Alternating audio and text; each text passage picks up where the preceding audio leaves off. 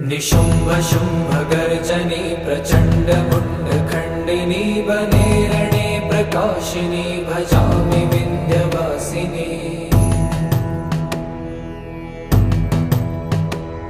त्रिशूलमुण्डधारिणी धराविघातहारिणी गृहे गृहे निवासिनी भजामि विन्ध्यवासिनी।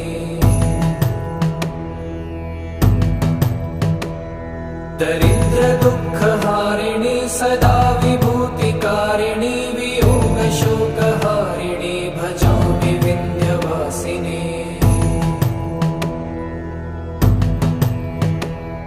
लसत्सुलोललोचनं लतासनं वरप्रदं कपालशूलधारिणी भजामि विन्ध्यवासिनी।